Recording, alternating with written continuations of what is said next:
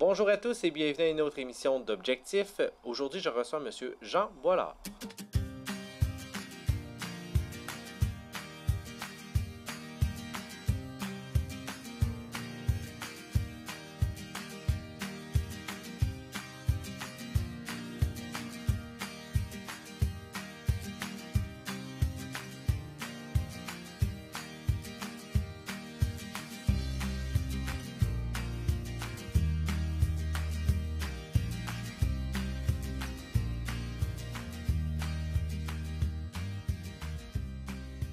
Bonjour Jean. Bonjour. Vous allez bien? Moi, ça va. Excellent. Bien, merci de prendre du temps pour venir nous parler aujourd'hui. Chambre de commerce de Disraeli. Je pense que c'est une première à la TV-CRA, en tout cas, du moins que ce que je me rappelle. Là. C'est ce qu'on m'a dit, oui. Donc, on est bien content de vous avoir avec nous aujourd'hui. Nouvellement président de la Chambre de commerce. Ce désir d'implication-là, ça vient de où? Oh, c'est très loin, là. J'ai été impliqué dans beaucoup d'organismes différents, autant des organismes sociaux que des organismes comme des chambres de commerce ou des groupements d'affaires. Donc, c'est pas nouveau pour moi. C'est naturel. C'est naturel, puis d'autant plus de s'investir dans... Ça avait une valeur ajoutée de s'investir dans le secteur sud de la MRC, là, dans le territoire de Disraeli? C'est ça. Ma famille est originaire de la région, plus particulièrement Saint-Fortunat. Donc, mes parents, mes beaux-parents, ils sont tous à Thetford Mines. Donc, pour moi, le coin, c'est tout naturel, là.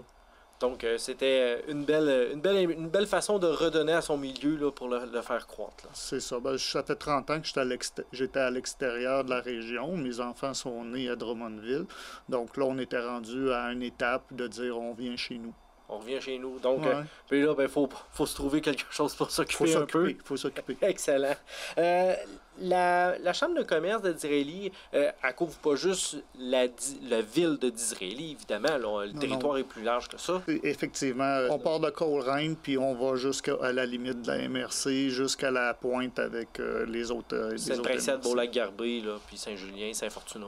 Exact. On a-tu beaucoup de membres dans la Chambre de commerce? On est à 105 membres, malgré la COVID, puis toutes les difficultés qu'on a eues, parce que c'est dur d'être un organisme où ce qu'on fait du réseautage, mais qu'on ne peut pas voir les gens. Ouais. Donc, le Zoom, on y a tout goûté. Ouais. Ça dépend.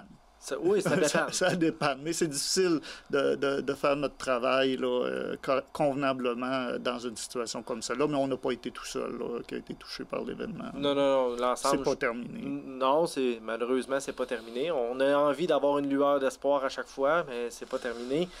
Donc, on sent qu'il y a quand même un attachement envers la Chambre de commerce de Disraeli avec 105 membres. Donc, il y a une effervescence entrepreneuriale là, qui est palpable.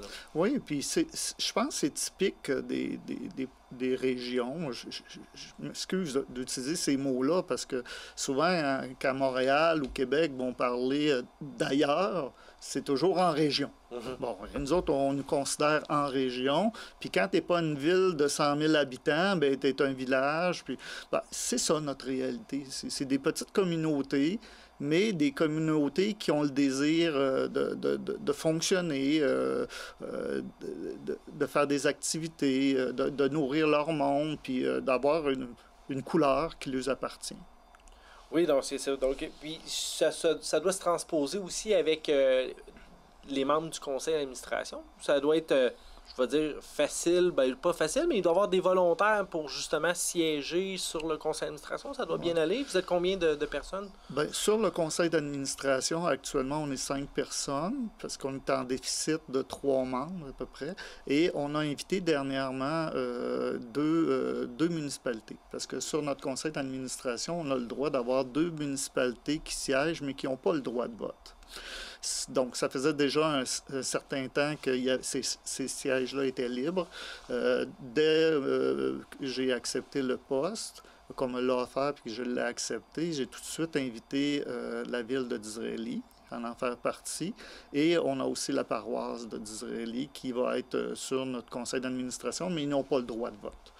Mais il apporte quand même une belle vision, puis on parle souvent de développement du territoire, on parle de faire affaire ensemble, là, finalement. Là, c'est un peu le but d'une chambre de commerce. On a parlé en préparation de l'entrevue de vocation de la chambre de commerce. Oui. Ça peut apporter un côté bénéfique, ça, justement, là, d'avoir ces municipalités-là, là, peu importe c'est qui, là, mais d'avoir des municipalités sur notre chambre de commerce. Ça peut apporter ce lien-là, là, justement, entre la communauté entrepreneuriale et la communauté, les citoyens. Ben, autant nous, on a besoin d'écouter ce qui se passe à la MRC des Appalaches pour savoir ce qui se passe dans les municipalités qui ne sont pas nécessairement les nôtres, mais qui sont celles de la MRC des Appalaches. Autant les municipalités ont besoin de savoir ce que les entrepreneurs font, ce que les organismes font, autrement que dans la réception d'un communiqué ou d'une rencontre là, dans un restaurant. Donc, il faut que ce soit un petit peu plus structuré, puis un petit peu plus, comment je pourrais dire ça, que ça soit historiquement répertorié. Tu sais, il y a eu des rencontres, il y a eu des discussions, il y a des idées qui ont été avancées, il y a des propositions qui ont été faites, et où on en est maintenant. Il faut garder une trace de ça, parce que moi, il y a des choses que je suis absolument pas au courant de ce qui a été fait à la Chambre de commerce, puis je suis obligé de m'en référer à des membres qui sont actifs depuis plus longtemps, ou même qui sont à leur retraite, là, si on peut dire, là, de la Chambre de commerce. Mais il faut toujours que tu aies ce lien-là. Donc, entre les organismes, on a besoin de ce lien-là. Donc, actuellement, on en a un, la Chambre de commerce avec les municipalités, et on voudrait en avoir un aussi avec les organismes. Parce que, malgré tout, le commerce, tu as le commerce mercantile, puis tu as le commerce social aussi. Des entreprises sociales. Donc, eux aussi génèrent des produits qui sont souvent des services, mais ils font partie aussi de la collectivité. Donc, la Chambre de commerce, c'est des gens qui sont des entrepreneurs, mais tu peux être entrepreneur de détail, entrepreneur touristique, agricole. Il y a différentes formes d'entrepreneuriat dans différents secteurs, j'aurais plus dire. Puis c'est faire des efforts, de faire des activités, en fait, c'est le rôle tout simplement, à proprement dit, de la Chambre de commerce, de mettre ces gens-là en lien ensemble, d'apprendre à se connaître. Puis là, ben, après ça, ben... C'est ça, la première vocation, c'est celle de réseautage. Hein, parce que c'est là, pour partager la connaissance. Le deuxième rôle qu'on a, c'est celui d'informer nos membres, donc d'être formateur. Et dans le troisième, ben, c'est d'amener une pensée, amener le besoin de notre collectivité, de l'amener à d'autres. De représentativité. C'est ça, exactement. Exact. Donc, si jamais il y a un besoin X, donc c'est d'aller de se faire une voix pour l'ensemble des membres là, qui sont de la Chambre de commerce. On va parler, je sais pas, des aqueducs et égouts, des infrastructures routières. On va dire oui, c'est déjà des choses qui sont gérées, mais d'un point de vue commerçant. D'un point de vue, on est la Chambre de commerce. Nous, ce qu'on veut, c'est amener une valeur ajoutée, amener un enrichissement collectif. Cet enrichissement-là vient par l'action d'entrepreneurs, que ce soit social ou fabricant, ou touristique. Puis à partir de là, ben, nous, on porte ces dossiers-là pour faire les recommandations, parce que, à quelque part, on peut exiger, mais quand on n'est pas au pouvoir, on peut recommander. Je veux dire plus, puis ça passe mieux d'habitude. Parce que les dossiers ne se règlent pas toujours dans la même semaine. Non, ça prend des années. On parle de l'Internet haute vitesse, on parle du gaz. Il y a toutes sortes de dossiers comme ça qui sont importants, mais est-ce qu'ils sont assez importants dans la liste des priorités d'aujourd'hui? Peut-être pas, mais il ne faut pas les perdre de vue. Il faut les ramener. Puis c'est comme vous aviez mentionné tantôt, c'est des dossiers qui sont commencés des fois avant qu'on arrive en poste. Donc, c'est de comprendre qu'est-ce qui s'est passé avant, c'est quoi les démarches qui ont été faites, maintenant, c'est quoi la prochaine étape, puis de s'approprier le dossier qui, des fois, pas qu'on veut pas le traiter, mais qu'on n'a pas commencé nécessairement, donc on n'a pas tout l'historique de ça, donc ça donne quand même un enjeu. C'est ça.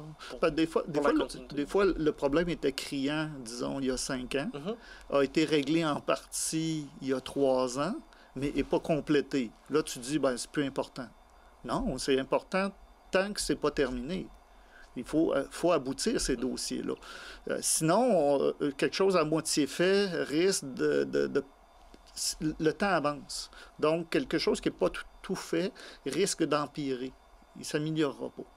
Non, c'est ça, il va manquer la finalité, finalement, ce qui fait que peut-être que dans 8 ans, on va se rendre compte que ce projet-là, peut-être qu'il était à 50%, mais là, peut-être que vu qu'il n'a pas jamais été fini, finalement, on est rendu à 33 parce qu'il y a eu une régression. Ben, c'est ça, c'est un peu comme, je reviens avec l'Internet haute vitesse, à un moment donné, dire, oui, bon, on a réglé, disons, 75% des cas.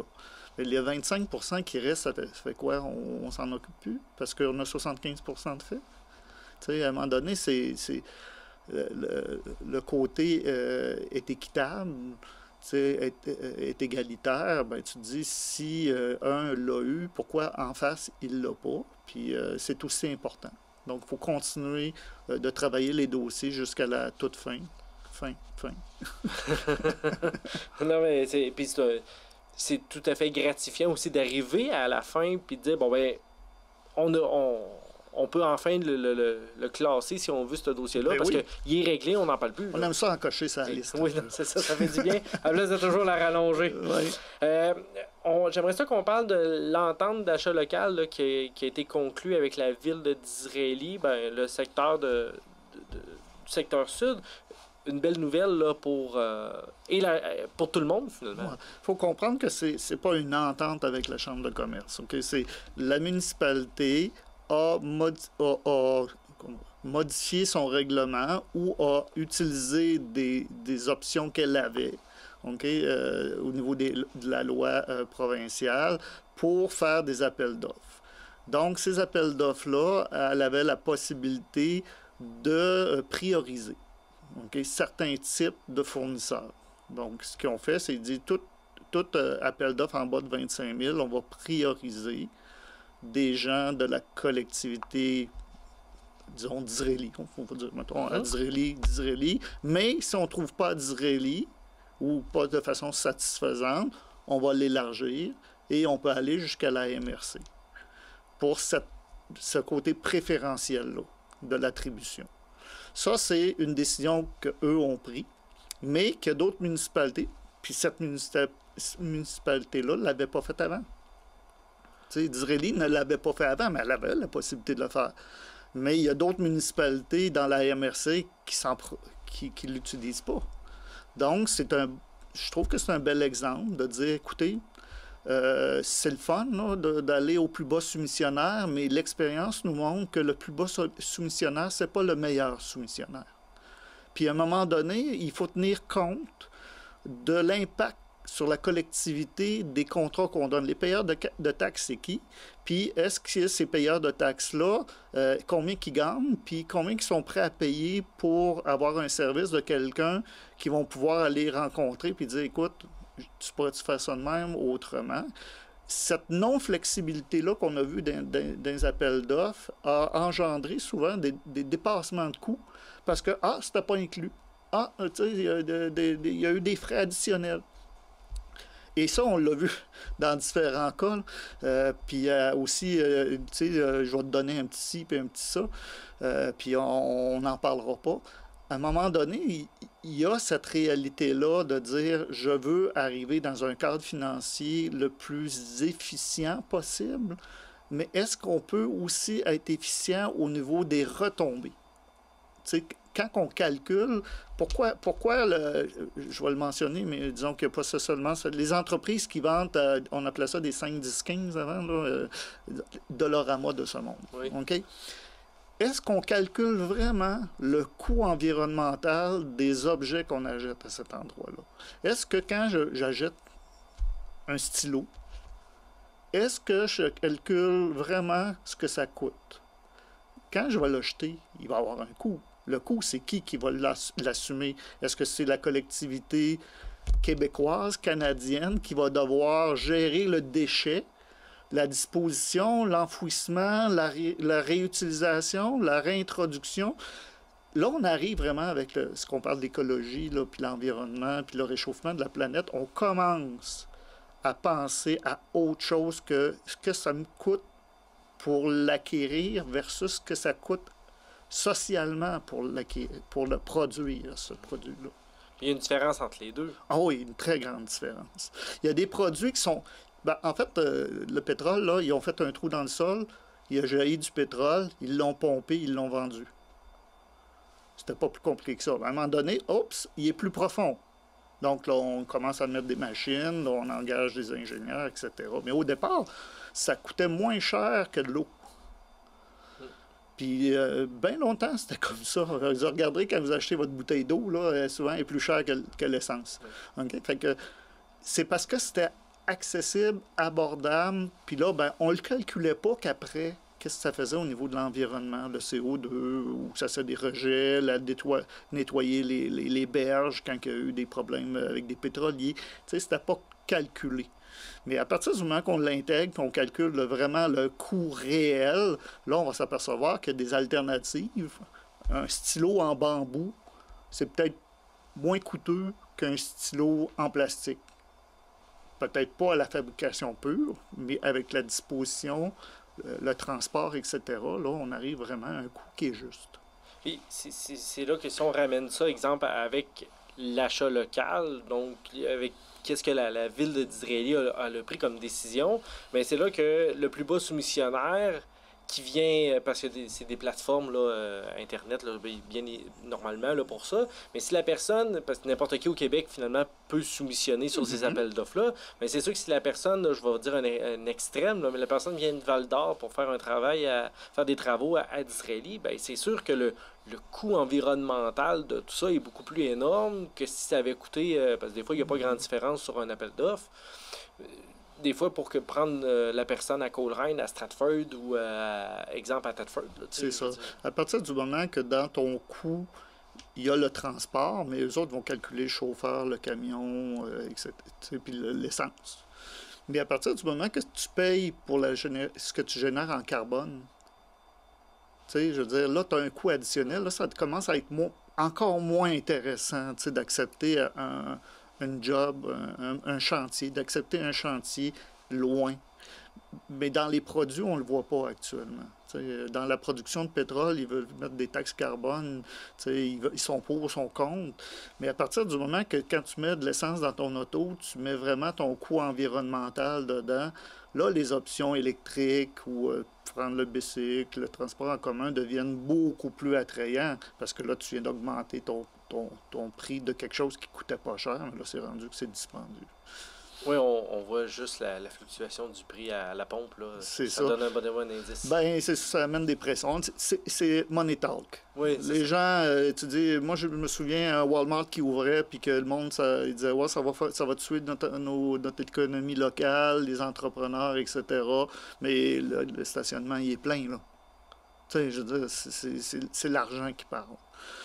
Aussi, il ne faut pas oublier que pour intéresser les gens à rester, parce qu'on s'entend que la main-d'œuvre actuellement, elle est plus difficile à recruter. Elle est difficile à recruter parce que traditionnellement, on a une érosion de la population vers les grands centres, ce qui fait que les petits milieux, jusqu'aux dernières nouvelles, on diminue nos régions pour alimenter en main-d'œuvre les grands centres. Mais à partir du moment qu'il y a du travail dans ton patelin, dans ton chez vous, c'est quoi l'intérêt d'aller dans les grands centres? On a une très belle qualité de vie en région. Là, on a des forêts, on a des arbres, on a des lacs. On est très privilégiés ici dans le coin.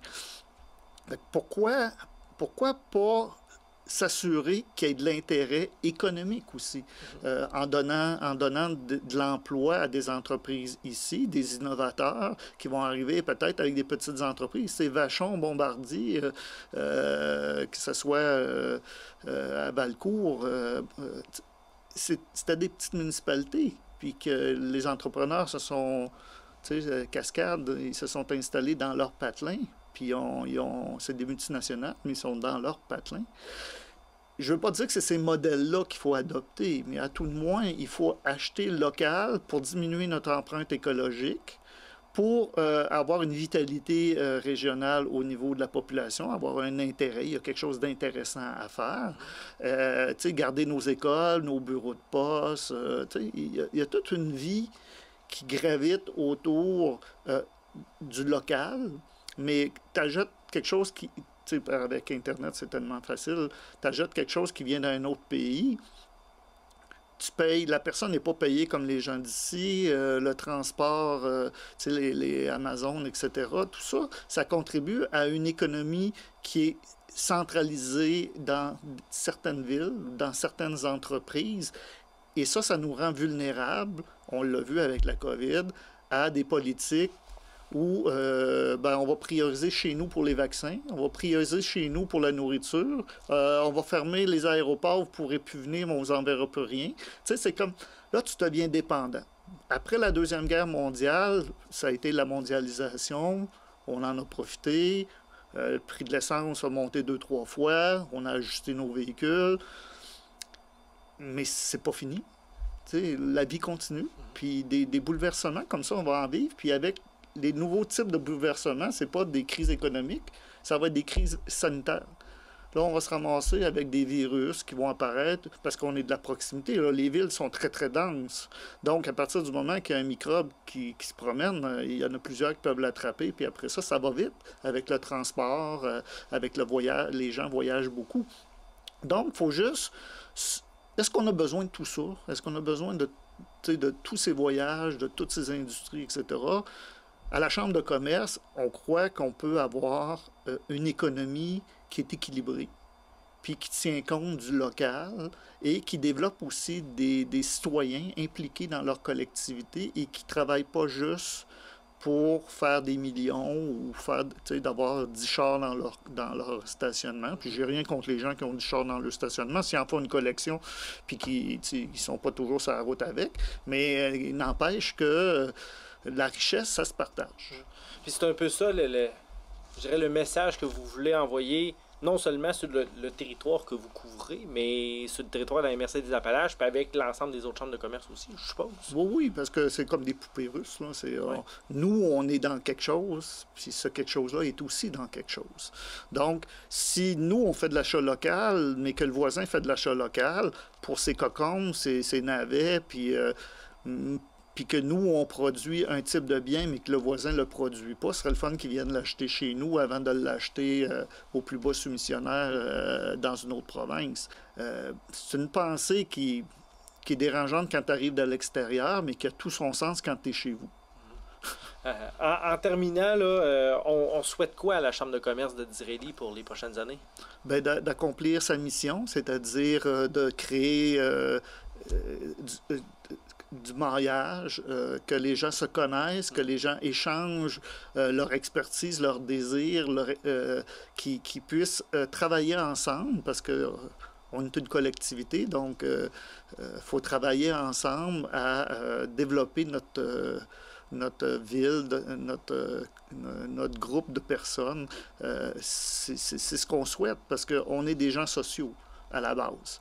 Donc, tout le monde aime bien sa télévision, là, mais il y a du monde même dans la TV. Fait que, à partir de là, on est des êtres très sociaux. Puis, on l'a vu avec la COVID, quand on est restreint chez nous, sans contact humain, une société, c'est ça. Une collectivité, c'est ça. Puis, ça part par la famille, ça part par les voisins, ça part par la petite école de quartier, nos organismes sociaux qui s'impliquent au niveau des moins favorisés. Il y a plein de façons de s'impliquer dans notre collectivité. La Chambre de commerce joue son rôle avec les entrepreneurs en faisant des conférences, des formations, du mentorat. Donc, on est là de la même façon, mais avec des entrepreneurs, des gens qui ont un goût pour développer une entreprise. Mais, M. Bollard, merci beaucoup pour votre temps. C'était très intéressant de faire le tour de la Chambre de commerce de Disraeli. Merci à vous. Merci également d'avoir été des nôtres pour une autre émission d'Objectif.